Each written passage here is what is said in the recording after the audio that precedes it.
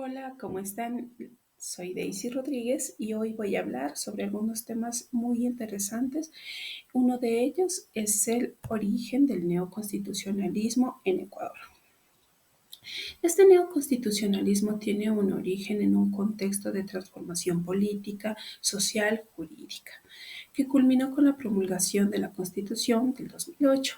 Este modelo se enmarca en una corriente más amplia conocida como el neoconstitucionalismo transformador, el cual busca superar las limitaciones del constitucionalismo clásico al incorporar principios de justicia social, derechos humanos y participación ciudadana.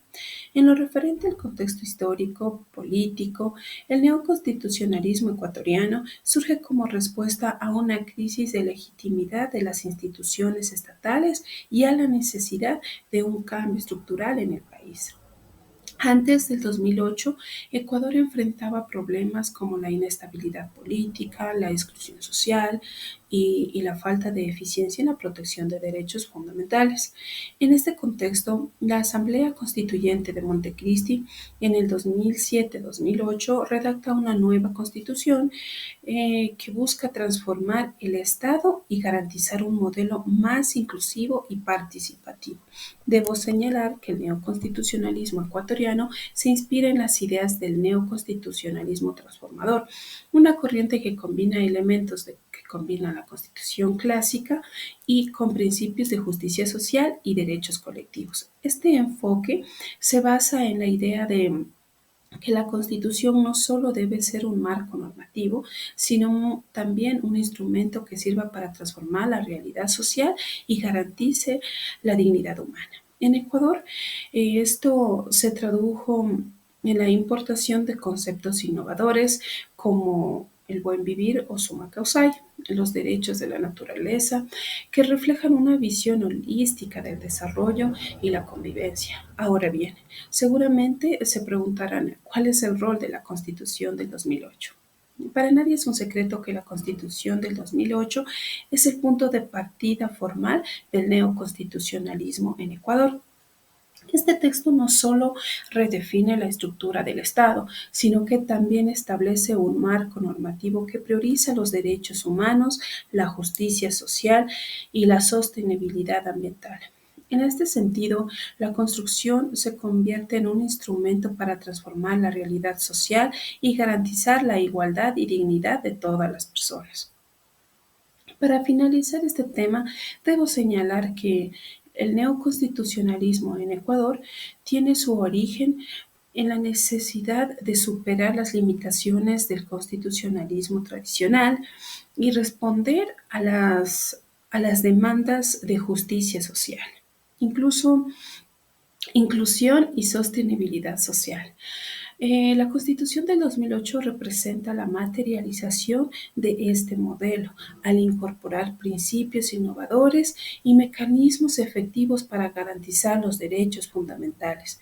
Sin embargo, su implementación plantea desafíos significativos como las necesidades de equilibrar los derechos reconocidos con la realidad política y económica del país. Ahora bien, otro tema que traigo a colección porque me parece sumamente importante es la relación entre la parte dogmática y la parte orgánica de la Constitución ecuatoriana del 2008 en el concepto de garantía judicial.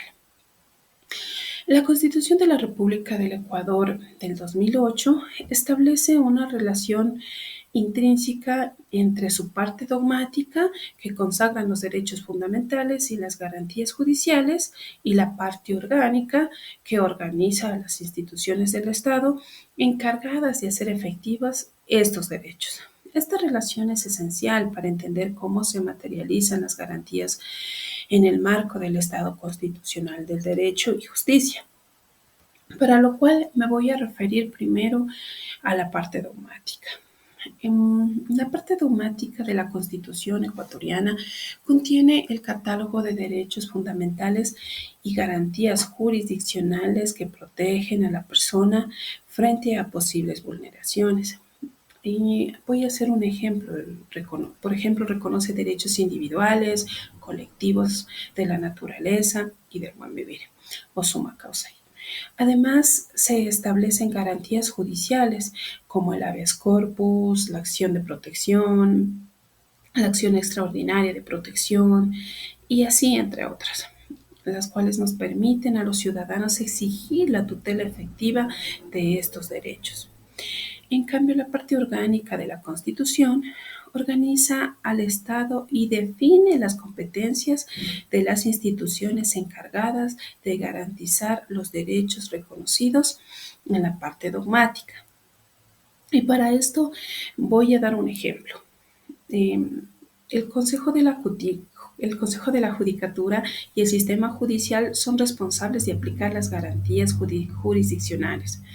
La Corte Constitucional tiene un rol clave en la interpretación y protección de los derechos constitucionales, asegurando que las garantías judiciales sean efectivas. Otras instituciones como la Defensoría del Pueblo contribuye a la protección de los derechos fundamentales. Y en este sentido, la parte orgánica da vida a los principios y derechos establecidos en la parte dogmática, asegurando su aplicación práctica.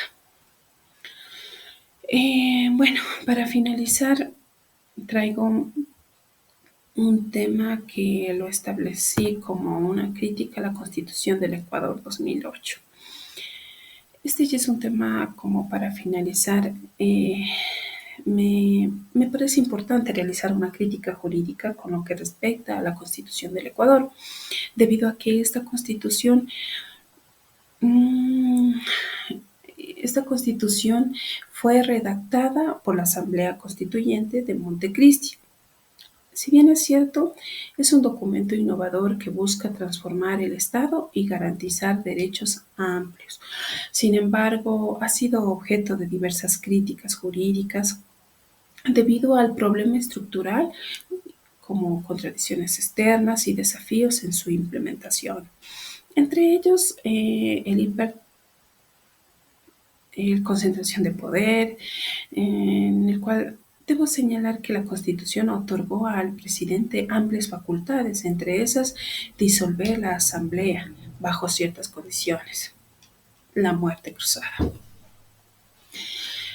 Un control y también entrega un control significativo en poderes del Estado. Esto ha generado preocupación sobre la falta de equilibrio entre los poderes y, y el debilitamiento del Estado de Derecho y la democracia. Pues para nadie es nuevo que la Constitución del 2008 es una de las más extensas del mundo y cuenta con 444 artículos y 30 disposiciones transitorias. Este, ni, este nivel detalla ha sido criticado porque incluye disposiciones que podrían haber sido reguladas en leyes secundarias. Por ejemplo, el concepto del buen vivir o summa causa y los derechos de la naturaleza. Aunque innovadores, son abstractos y filosóficos, lo que dificulta su implementación práctica y genera incertidumbre jurídica. También se ha logrado evidenciar contradicciones internas, ya que la Constitución contiene contradicciones entre sus principios y sus aplicaciones prácticas. Por ejemplo, mientras promueve un modelo de desarrollo sostenible y respetuoso con la naturaleza, también permite actividades extractivas que pueden entrar en conflictos con los derechos de la naturaleza y los derechos colectivos de las comunidades indígenas. Si bien se busca garantizar derechos amplios, pero la falta de claridad en su jerarquización y ponderación genera conflictos individuales y colectivos y ambientales. El amplio catálogo de derechos y garantías jurisdiccionales ha llevado a un gran conflicto, donde muchas disputas sociales y políticas terminan siendo resueltas por el sistema judicial, lo cual implica una sobrecarga en los tribunales y generar tensión en los poderes del Estado. Em, Eso ha sido todo por hoy. Espero que les haya gustado. Muchísimas gracias y será hasta la próxima.